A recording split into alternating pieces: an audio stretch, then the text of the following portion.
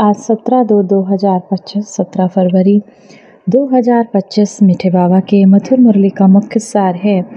मीठे बच्चे, शिव बाबा तुम्हारा मेहमान बनकर आया है तो तुम्हें उनका आदर करना है। जैसे बाबा को प्रेम से बुलाया ऐसे उन्हें रिस्पेक्ट भी देनी है, उनका आदर भी करना है, निरादर ना हो। शिव बाबा, जब तुम बच्चों ने बुलाया हे पतित पावन आओ, तो बाबा तुम्हारे लिए आया, तो वैसे बाबा को प्यार से बुलाया, ऐसे उनका आदर भी करना है। प्रश्न है, कौन सा नशा तुम बच्चों को सदा चढ़ा रहना चाहिए? यदि नशा नहीं चढ़ता तो क्या कहेंगे? उत्तर, ऊंचे से ऊंचे आसामी इस पतित दुनिया में हमारा मेहमान बनकर शिव बाबा आया है। ये नशा सदा चढ़ा रहना चाहिए। ऊंचे से ऊंचा परमात्मा हम लोगों के लिए मेहमान बनकर आया, बाबा आया, तो ये नशा हमें सदा रहना चाहिए। वो हमारे लिए आया, परंतु नंबरवार ये नशा चढ़ता है। कई तो शिव बाबा का बनकर भी बहुत संशय बुद्धि बन छोड़ जाते हैं, कहेंगे इनकी तकदीर। बाबा कहते शिव बाबा के बने, फिर माइंड में कोई डाउट आया, कोई संशय आया और बाबा को छोड़ दिया। धारणा के लिए मुख्य सार है, पहला नंबर, सदा ही हाईएस्ट अथॉरिटी की शिव बाबा की याद में रहना है। अब संशय में आकर बाबा को छोड़ नहीं देना, हाईएस्ट अथॉरिटी शिव बाबा को याद करना है। विनाशी देह को ना देख, देही अभिमानी बनने की मेहनत करनी है। याद का सच्चा सच्चा चार्ट रखना है। दूसरा, दिन रात सर्विस में तत्पर रहे, अपार खुशी में रहना है। तीनों लोकों का राज सबको खुशी से समझाना है। शिव बाबा जो श्रीमत देते हैं उससे अटूट निश्चय रखकर चलना है। कोई भी विघ्न आए तो घबराना नहीं है। रेस्पॉन्सिबल शिव बाबा हैं, इसीलिए संशय ना है। शिव बाबा जो श्रीमत देते हैं उसमें अटूट निश्चय रखना है। कोई भी विघ्न आए तो बाबा कहते हैं उसमें कभी घबराना नहीं है। सारी जिम्मेदारी किसको देनी? बाबा को अपने बोझ समर्पित करना है।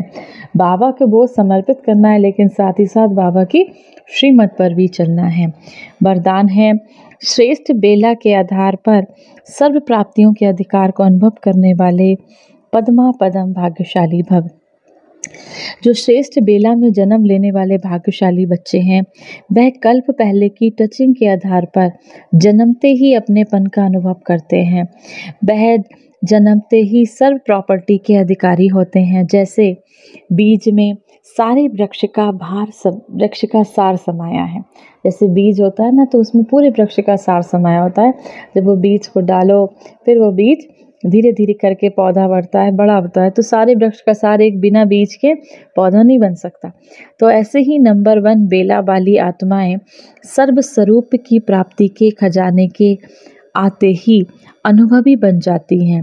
वे कभी ऐसे नहीं कहेंगे सुख का अनुभव होता, शांति का नहीं, शांति का होता, सुख का व शक्ति का नहीं।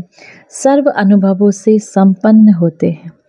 स्लोगन है, अपने प्रसन्नता की छाया से शीतलता का अनुभव कराने के लिए निर्मल और निर्माण बनो।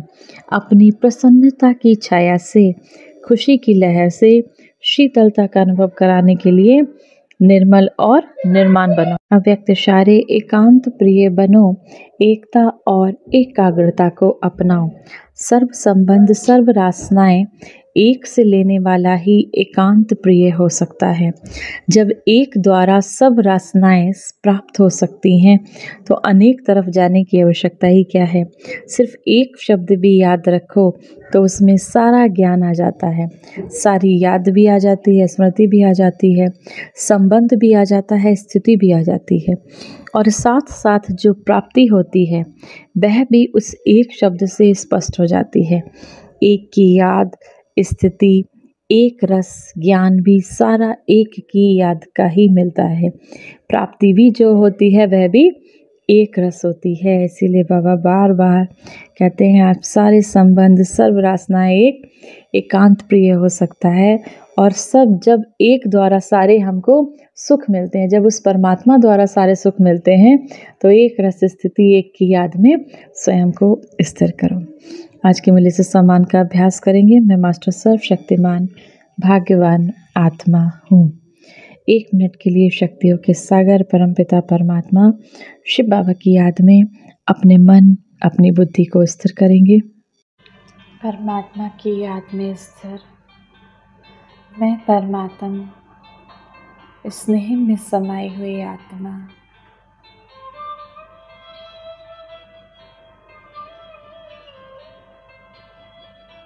इस विकारी दुनिया से, इस कलयुगी दुनिया से सभी बंधनों को छोड़ और चलिए अपने घर,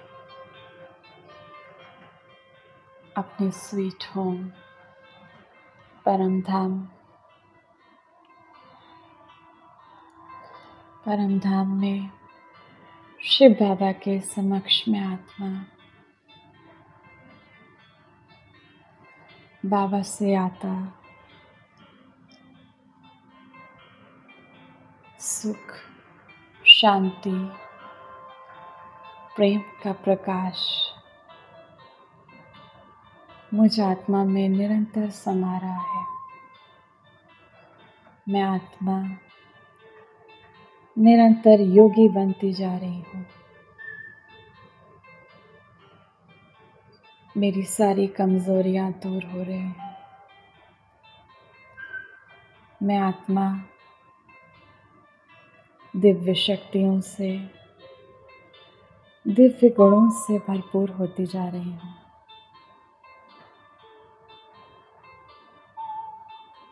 संपूर्ण पावन बनती जा रही हूँ।